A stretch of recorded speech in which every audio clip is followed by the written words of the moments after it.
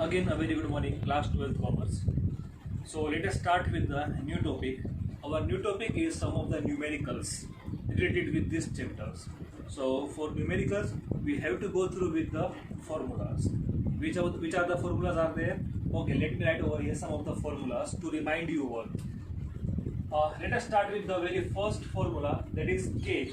K denotes for investment multiplier, which says the ratio of income due to change in investment, or I could say the ratio of change in income due to change in investment. So one of the formula was there for K. K denotes for investment multiplier.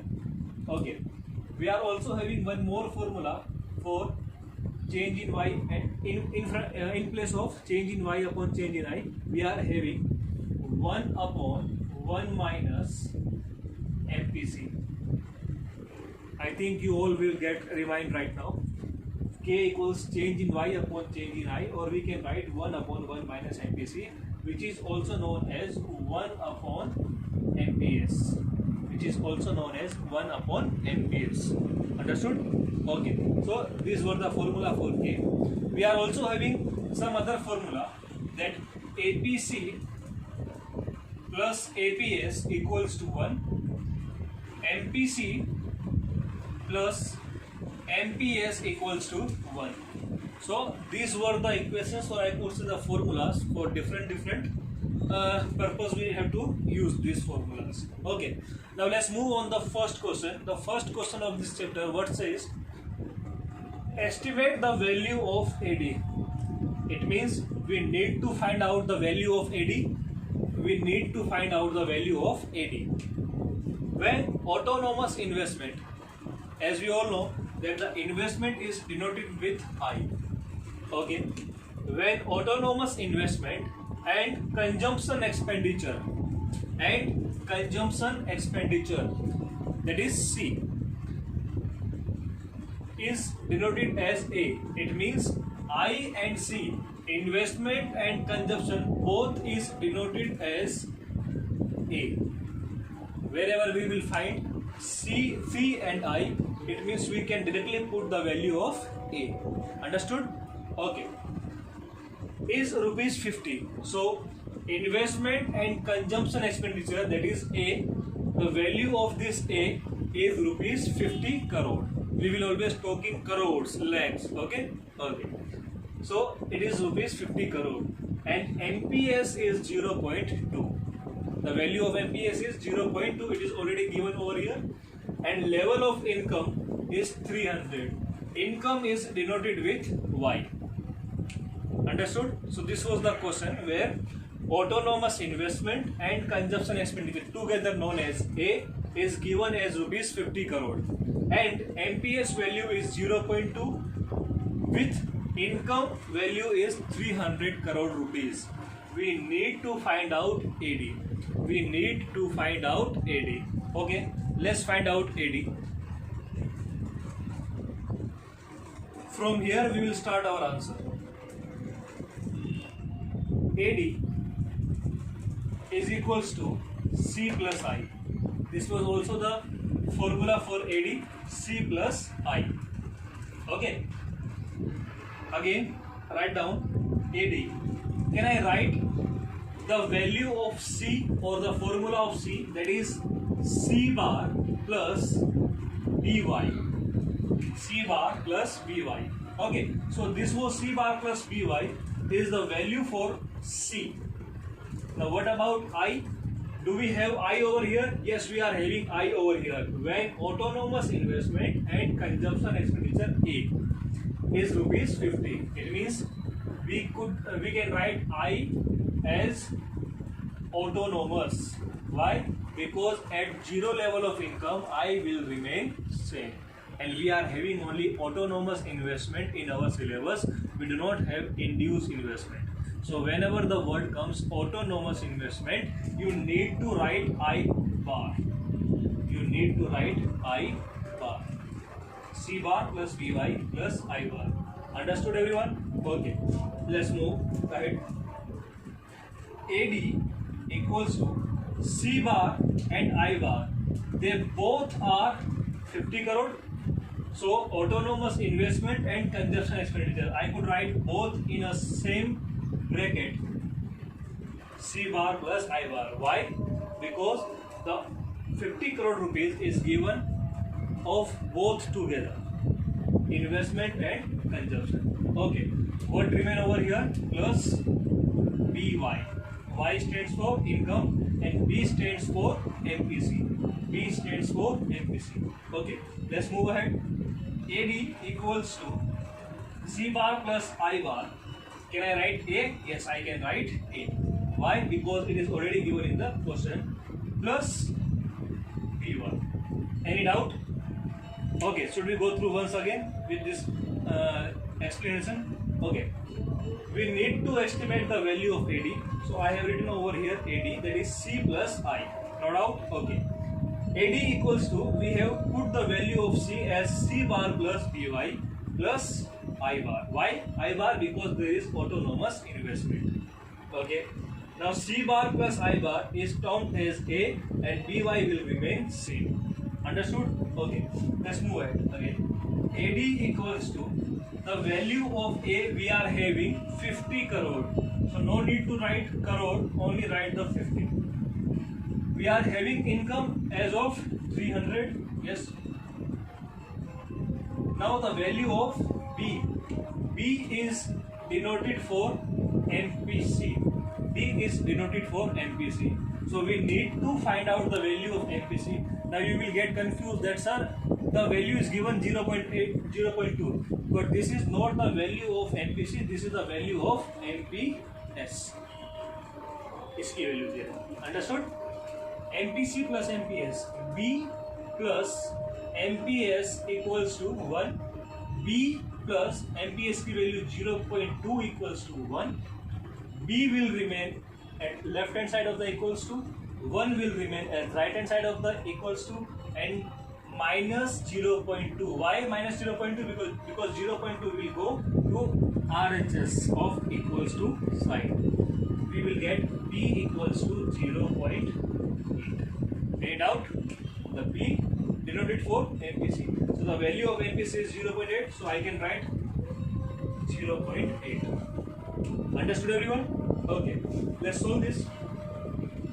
AD equals to 50 plus 0.8 multiply 300. 8 3s are 24. Yes. One more 0 will come over here. 240. Whenever we will multiply 0.8 with 300, we get 240 answer. So right now AD's value is 290. This is your answer. This is your answer. Any doubt? Just go through with this explanation and we will move ahead with second question. Okay. अब इस second question के ऊपर ध्यान देते हैं. First question सबका हो गया कि हमें एडी निकालना था. एडी का फॉर्मूला C प्लस आई और वो हम लोगों ने निकाल दिया 290. अब हमारा सेकंड क्वेश्चन है, वो क्या देखते हैं यहाँ पर क्या बता रहा है. In an economy C, again it is a consumption expenditure function. Okay, so it is a consumption function. C equals 200 plus 0.5y is the consumption function where C is the consumption expenditure and Y is the national income. जहाँ पर Y national income है और C जो है वो क्या है, consumption expenditure. और ये पूरा का पूरा मिलकर के क्या बना, consumption function. इस लाइन में शायद आपको डाउट हो सकती है, लेकिन वापस समझो इस चीज को कि ये जो पूरा का पूरा टर्म दिया गया C equals 200 plus 0.5y, ये पूरा एक कंजम्पशन फंक्शन है जहां पर C जो है वो क्या हो गया, कंजम्पशन एक्सपेंडिचर, और Y हो गई आपकी national income. Okay, investment expenditure is ₹400. Again investment expenditure दिया गया है, क्या कहीं पर भी आई बार दिया गया है? नहीं दिया गया. क्यों नहीं दिया गया? क्योंकि आई बार का मतलब होता है ऑटोनोमस इन्वेस्टमेंट. तो ऑटोनोमस इन्वेस्टमेंट नहीं दिया गया, सिर्फ क्या दिया गया, इन्वेस्टमेंट. लेकिन ये है ऑटोनोमस इन्वेस्टमेंट ही. समझ में आ रहा है? Okay. Is the economy in equilibrium at income level ₹1500 crore. अब आप सोच रहे होंगे कि इनकम दे रखी है, लेकिन इनकम डायरेक्टली नहीं दी गई है. इनकम इसलिए दी गई है कि वो पता करना चाहते हैं अगर हम इनकम 1500 करोड़ रुपए रखते हैं तो क्या इकोनॉमी इक्विलिब्रियम में है? जितनी एडी उतना ही एएस, जितना वाई उतना ही सी। क्या 1500 रुपए के ऊपर इकोनॉमी इक्विलिब्रियम में है? पता करते हैं है कि नहीं है। पहले तो क्या करो, अगर क्वेश्चन समझ में आ गया है जस्टिफाई योर आंसर, तो आंसर के लिए आप लोग क्या करो, पहले जो जो चीज दी गई है वो लिख लो। अब गिवन क्या क्या है? तो गिवन है consumption expenditure that is denoted with C equals to 200 plus 0.5 y। अब आप सोच रहे हो कि मैं पहले क्यों नहीं लिख लेता हूँ? इसलिए नहीं लिखता हूँ ताकि आपको समझ में आए कि हमें क्या लिखना है और क्या नहीं लिखना है, कैसे लिखना है। ठीक है, ओके। सो गिवन है consumption expenditure C 200 plus 0.5 y। और क्या दिया गया है? गिवन है हम लोगों को इन्वेस्टमेंट। कितना दिया गया है इन्वेस्टमेंट? क्वेश्चन में पढ़ो फटाफट से, बैठे मत रहो। इन्वेस्टमेंट दिया गया है 400 करोड़। हम तो लाखों में बात ही नहीं करते, बात किसमें करते हैं? करोड़ों के ऊपर। इकोनॉमिक्स है ना मतलब। ओके, सो इनकम इन्वेस्टमेंट दिया गया है 400 crore. Is the economy in equilibrium at income level ₹1500। अब इनकम नहीं दिया गया है, पूछा गया है कि 1500 रुपए के ऊपर हमारी इकोनॉमी इक्विलिब्रियम में है या नहीं है। अगर ये कंजप्शन होता है तो इसका मतलब ये बताना चाह रहा है अगर 1500 रुपए थे हमारे पास तभी हमने इतना कंजप्शन किया है। तो देखते हैं किया है कि नहीं किया है। अच्छा, जब भी बात होती है इकोनॉमी इक्विलिब्रियम की, तो जब भी इकोनॉमी इक्विलिब्रियम की बात हो तो सबसे पहले आप क्या लिखोगे? AD equals to AS. क्यों? कि जहां पर एडी एएस इक्वल होगा वहीं पर क्या होगा? Economy equilibrium. ठीक है, अच्छा, क्या मैं इसको लिख सकता हूं कि एडी इक्वल्स टू वाई? लिख सकता हूं। क्यों? क्योंकि एएस जो है वो किसके इक्वल होता है? वाई के। क्यों? क्योंकि एएस का फॉर्मूला होता है सी प्लस एस, तो वही फॉर्मूला किसका होता है? वाई का। सो इसका मतलब एडी इक्वल्स टू क्या होना चाहिए? वाई। तो मैं ये भी लिख सकता हूं कि वाई इक्वल्स सी प्लस आई। अब बोलो सर लिख सकता हूं क्यों? इसलिए क्योंकि एडी का फॉर्मूला क्या होता है? सी प्लस आई। तो मैं एडी की जगह पर वाई को रख सकता हूं और वाई की वैल्यू क्या हो गई? सी प्लस आई। समझ में आ रहा है? गिवन कंजप्शन एक्सपेंडिचर क्या है? 200 प्लस 0.5 वाई। इन्वेस्टमेंट कितना दिया गया है? 400 करोड़। इकोनॉमी इक्विलिब्रियम पूछा गया है या नहीं? तो इकोनॉमी इक्विलिब्रियम कब होगी? जब एडी इक्वल्स टू क्या होगा? एएस। एएस को हमने प्रूफ किया है कि सी प्लस एस क्या होता है? वाई। इसलिए एएस इक्वल्स टू वाई। तो एडी इक्वल्स किसके बराबर हो गया? वाई के बराबर हो गया। अब एडी का फॉर्मूला सी प्लस आई। अगर एडी इक्वल्स टू वाई है तो y equals to C plus i हो जाएगा। अगर हो जाएगा तो हम आगे बढ़ते हैं और सी की वैल्यू पुट करते हैं। सी की वैल्यू क्या है? 200 प्लस 0.5 वाई। 200 प्लस 0.5 वाई और साथ में आई की वैल्यू क्या दी गई है? 400। तो लिख दो 400। कोई डाउट यहां तक? नहीं होगी। क्यों? सिर्फ वैल्यू पुट की है। ठीक है, ये वैल्यू हुई किसकी? सी की। और ये वैल्यू हुई किसकी? आई की। अब देखो एलएचएस में आपको वाई दिखाई दे रहा है, आपको आरएचएस में वाई दिखाई दे रहा है। ये वाई अकेला नहीं है, इसके साथ क्या जुड़ा हुआ है? 200 प्लस 0.5 वाई जुड़ा हुआ है। ठीक है, कोई डाउट यहां तक किसी को? नहीं? ओके, आगे बढ़ते हैं हम लोग। यहाँ पर वाई और ये प्लस 0.5 वाई, इसको अगर मैं इस 0.5 को मैं यहाँ पर लेकर आता हूं और 200 और 400 कितना हो गया? 600 हो गया। कोई दिक्कत नहीं आता? यहाँ पर y के साथ कोएफिशिएंट कुछ भी नहीं है तो क्या होता है? 1 होता है। और यहाँ पर कोएफिशिएंट क्या है y का? 0.5। तो ये क्या बन गया? 0.5 y इक्वल्स टू 600। अब y की वैल्यू निकाल दो। 600 एज इट इज रहेगा, RHS है इसलिए 0.5 यहाँ पर मल्टीप्लाई में, इसलिए कहाँ गया? डिवाइड के अंदर। और पॉइंट को कट करने के लिए सिखाया था मैंने आपको, अगर पॉइंट के बाद एक डिजिट हो तो ऊपर गया एक जीरो। और इतिहास गवाह है कि जब भी 6000 को 5 से डिवाइड करूंगा तो आंसर क्या आएगा? 1200। तो ये 1200 क्या आया? ये 1200 आई है इनकम। क्या आई है? इनकम। लेकिन ये लोग बोल रहे थे क्वेश्चन में कि जो इकोनॉमी इक्विलिब्रियम होगी वो कहां पर होगी? 1500 रुपए के ऊपर, जो कि बिल्कुल गलत है, सरासर झूठ है ये। समझ में आ रहा है? तो हमारी इनकम क्या है? 1200 रुपए। अगर इनकम का लेवल 1200 रुपए होगा तो ही एडी और एएस इक्वल होगा, यानी इकोनॉमी क्या होगी, इक्विलिब्रियम। तो हमने प्रूफ कर दिया। तो लास्ट में लाइन एक लिखनी है, hence it has been proved that economy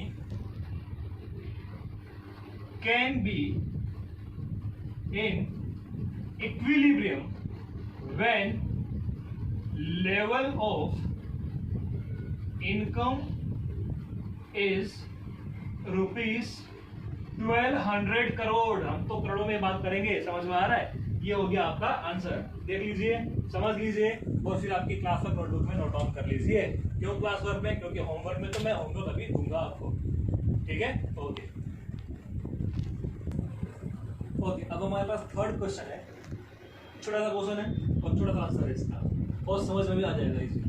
क्यों आ जाएगा? क्योंकि हमने 2 ऑलरेडी सम्स कर चुके हैं, इसलिए थर्ड सम इजीली समझ में आ जाएगा। ठीक है, ओके, चलते हैं क्वेश्चन की तरफ। And economy is in equilibrium. Economy पहले से ही किस में है? इक्विलिब्रियम में है। तो बिना पूछे हमें क्या लिख देना है यहाँ पर? रफ वर्क के अंदर एडी इक्वल्स टू एएस। किसके अंदर लिखना है? रफ वर्क के अंदर लिखना है एडी इक्वल्स टू क्या है? As. From the following data about an economy calculate autonomous consumption। यानी कि जो फॉलोइंग डाटा दिए गए हैं इकोनॉमी के बारे में, उसमें से हमें ऑटोनोमस कंजम्पशन यानी कि क्या निकालना है? C bar. क्या निकालना है? सी बार। अब सी बार कहाँ पर आता है? तो सी बार आता है फॉर्मूला किसके लिए? सी के लिए। C equals to C bar plus B बार।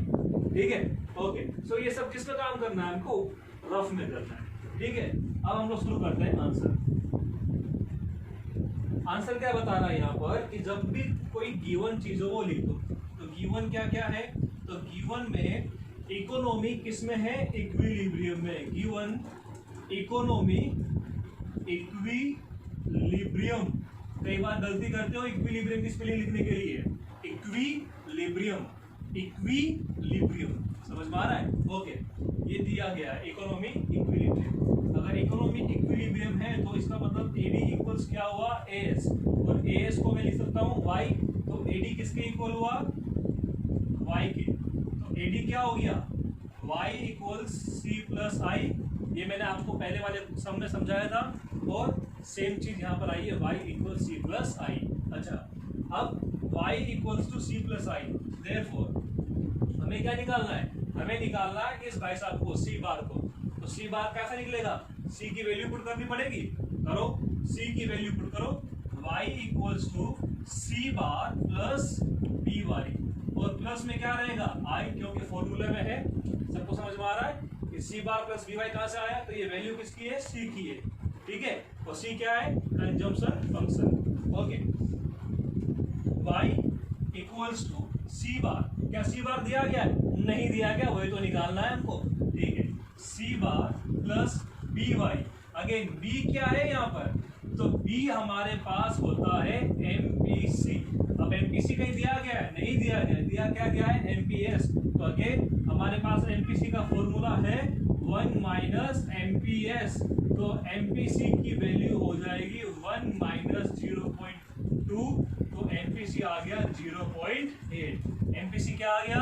0.8। तो बी की वैल्यू यहाँ पर लिख दूं मैं 0.8। लिख दिया? लिख दिया। y दिया गया है कहीं? ढूंढो y का दिया गया। सर y तो नहीं दिया गया। अरे y का मतलब होता है इनकम। तो इनकम तो दी गई है 5000, तो y दिया गया है ना। मना क्यों कर रहे हो? नहीं दिया गया, दिया गया। देखो क्या दिया गया है? 5000। ठीक है, y मतलब क्या होता है? इनकम। तो इनकम दी गई है ना, मना कर रहे थे, बोलो। तो ये हो गया इनकम 5000। आई दिया गया है, वापस बोलोगे आई तो नहीं दिया गया। अरे आई दिया गया है। आई होता है इन्वेस्टमेंट एक्सपेंडिचर। इन्वेस्टमेंट एक्सपेंडिचर कितना दिया गया है? 800। कितना दिया गया है? 800 रुपये। ठीक है, चलो सोल्व करने बैठते हैं, इसको करके देखते हैं होता है कि नहीं होता है। हो जाएगा कि नहीं होगा?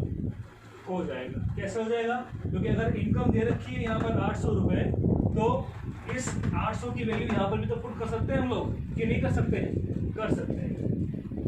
सो ये हो गया 800 इक्वल्स टू सी बार, इन दोनों की मल्टीप्लाई। ठीक है, अच्छा इनकम की वैल्यू 800 नहीं दे रखी है, 5000 दे रखी है। क्या दे रखी है? 5000। थोड़ा ध्यान दो तुम लोग, ठीक है। इनकम की वैल्यू दे रखी है यहाँ पर 5000, ठीक है। तो 8 5 40, आंसर क्या आ गया 4000 plus 800, 5000 equals to C bar plus दोनों मिलाकर क्या बन गया 4800। अब सी बार निकालना है, ठीक है। तो ये इधर आ जाएगा माइनस में, 5000 माइनस 4800 इक्वल्स टू सी बार। तो सी बार की वैल्यू क्या हो गई यहाँ पर, सी बार की वैल्यू हो गई 200। आया समझ में? हमें क्या निकालना था, सी बार। निकल गया सी बार। क्या किया हम लोगों ने, इकोनॉमी इक्विलिब्रियम में थी तो हमने बिना सोचे समझे क्या लिख दिया, एडी इक्वल्स एएस। अब हम समझेंगे, सोचेंगे कि एएस क्या होता है, वाई होता है। तो एडी की वैल्यू क्या रखी है यहाँ पर, वाई के बराबर। अब एडी वाई के बराबर है तो एडी का जो फॉर्मूला सी प्लस आई है तो वही वाई का फॉर्मूला हुआ। तो वाई का फॉर्मूला क्या हो गया, सी प्लस आई। हमने वैल्यू पुट की यहाँ पर किसकी, वाई के लिए, सी प्लस आई यानी कि सी bar plus B Y plus आई। अब वाई सी बार प्लस 0.8, तो बी कहाँ से आया, तो बी यहाँ से आया 0.8, क्योंकि वैल्यू किसकी दे रखी थी हमको, एमपीएस की। सो एमपीसी की फॉर्मूला हो गया 1 minus MPS that is 0.8 multiply Y, क्यों, क्योंकि इनकम दिया गया 5000 प्लस 800, क्यों, क्योंकि इन्वेस्टमेंट दिया गया 800। हमने इनको सोल्व किया, वाई की वैल्यू रखी और सी बार निकाल दिया 200। ये हुआ हमारा आज का थर्ड क्वेश्चन का आंसर। आया समझ में? 3 क्वेश्चन मैंने कराए, 3 क्वेश्चन आप लोग करो, ठीक है। सो नेक्स्ट चलते हैं हम लोग होमवर्क की तरफ।